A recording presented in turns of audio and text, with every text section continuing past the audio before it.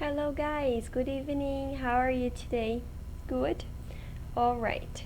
So guys, how are you today? How was your weekend? Did you watch the other classes? I don't know, I haven't received any lessons from you. So I really want to know if you guys are accessing the classes, are watching the classes. Please contact me, say okay if you watched this class. If you don't say nothing, if you don't say anything, I will believe that you didn't watch. So please just say, teacher, I finished, just something like that, so I know you watched the video. Okay? So guys, let's begin our class by correcting, discussing a little bit about our test from last class. Okay, we were talking about this unit 4, right? Page 50. Let me just see if it's working. Yeah. So I asked you guys to talk about these questions to me. Let me just open my here. Okay. So first of all, let's take a look at the text. Work. The daily grind we just can't do without. Do you know what is grind? Guys, grind means like hard work. Okay? It's used to mean something that is hard work, tiring and boring. People often refer to their jobs as their daily grind. Okay, so when your work is tiring, is boring, is hard work, you refer to it like grind. It's your grind. Okay? Good. So let's read the text. It says something about that. I'm gonna read quickly here with you. You can follow me. Work may sometimes seem like hell, but when people haven't got it, they miss it. They miss it, they want it, and perhaps they even need it. It's true. Everyone wants to be valued, and it seems to me that a salary is proof that you matter. I've been doing some informal research on this topic, and some jobs are better than others when it comes to how valuable they are to us. Housework and voluntary work tend to be seen as non-jobs. In this work-centered culture of ours, a proper job means paid employment. Being paid for a job is better for our self-esteem. Of course, people would also prefer work to be useful and interesting as well as paid. But you don't have to enjoy your job to get psychological benefits from it. According to some experts, achieving unenjoyable tasks during our work actually contributes to a sense of well-being, to obligation to be in a particular place at a particular time, working as part of a team towards a common goal gives us a sense of structure and purpose that people find difficult to impose on themselves. The workplace has also taken over from the community as the place of human contact. Work often functions as a social club, an information network, and informal dating agency, and a marriage bureau. Bureau is like departamento, okay? Office.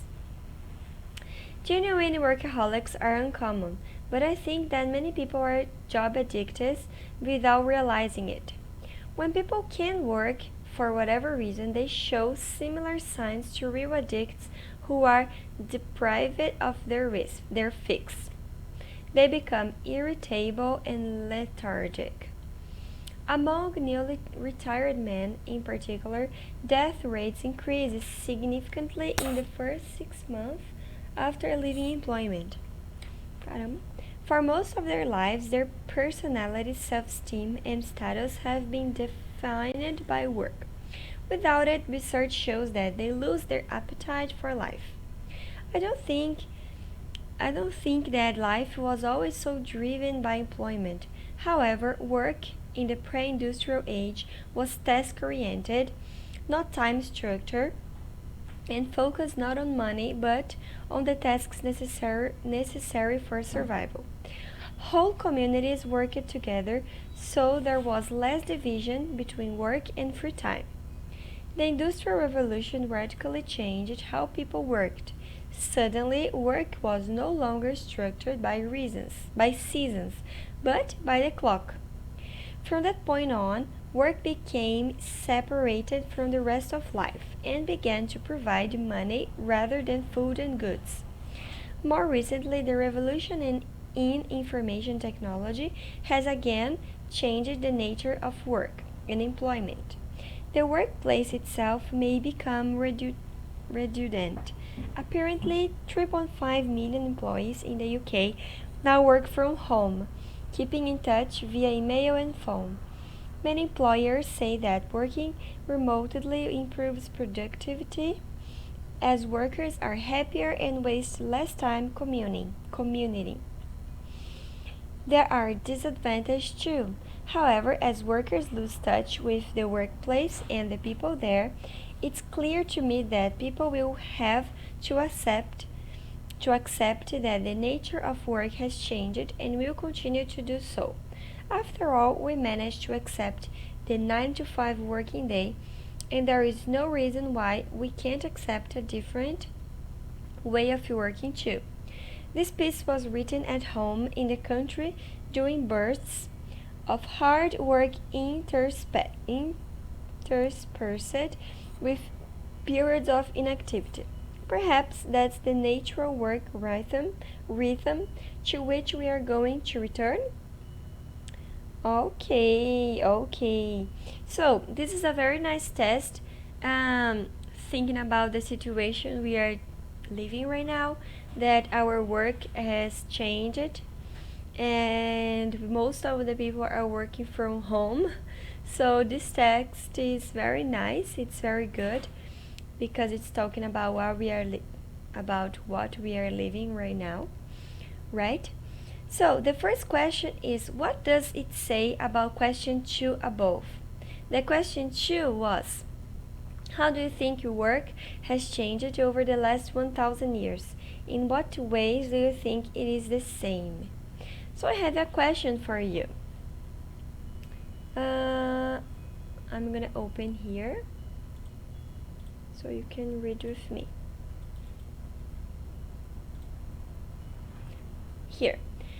According to the article, work has changed a lot over the last 1000 years. Pre-industrial age, aí they separated for topics. People worked for food and goods necessary for survival. Work structured by seasons. Okay, seasons, guys. Winter, spring, summer. Whole communities worked together. Less division between work and free time. People worked for money. Work was structured by the clock. There is a clear division between work and free time. Now, the workplace has become a social community, ou seja, we have friends, we talk, we just not go to work. We also have some social life there. Many people work flexible hours. Now we often work from home. Similarities, the overall attitude to work. We work because we have to, but we miss it if we don't, as implied by the title. Okay? So we work because we have to, but we miss it if we don't. So if we don't work, we miss it. It's true.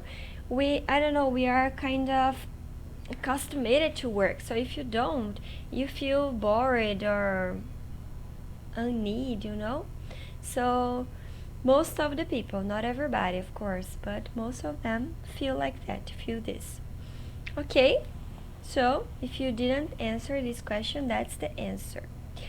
Very good. Exercise number 3, it was a true or false, and I'm also going to correct it. It is right here. So number 1, being paid to work makes people being paid to work makes many people feel better. True. 2. Non-paid work is just as good as paid work in terms of increasing self-esteem. False. Self-esteem increases if you are paid to work. Of course. If you're not. 3. Doing tasks you don't enjoy at work is always bad for your mental health. False. Even doing things which are not enjoyable at work increases self-esteem. So, it's false. 4. Most people find it difficult to find a purpose to the day without work. True. 5. The social aspect of work is very important for the majority of people. True. 6. People who work too much become irritable. False. People who don't have work become irritable. So, work, it's good. 7. When people retire, they sometimes feel less happy than when they worked. True. So they need to do. That's why a lot of people that are retired, they find some job or they find something to do, because if they don't do, they feel like sad or frustrated. 8. 3.5 million workers in the UK work remotely. True. 9. One disadvantage of working from home is people feeling isolated. True. Like we are right now. 10. The writer is convinced that the work rhythm of the future is a 9 to 5 working day. False. The writer thinks that working remotely may become more common. Okay?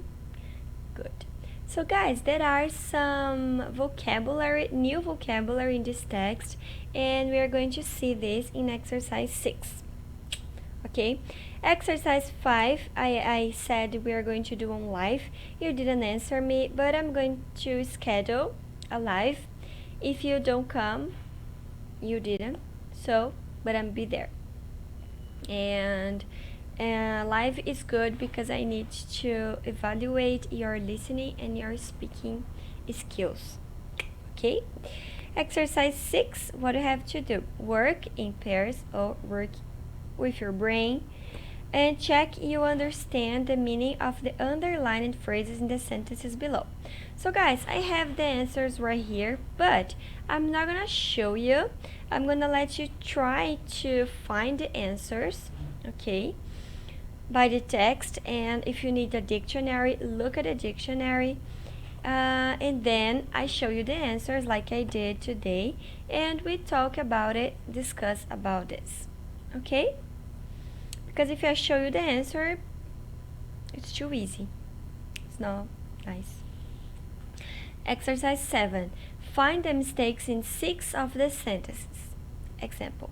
A wrong word, an extra word, or a missing word, and correct them. So, find the mistake and correct them. Okay? Okay. Exercise 7. The questions, we are going to do this on live as well. Cai aqui.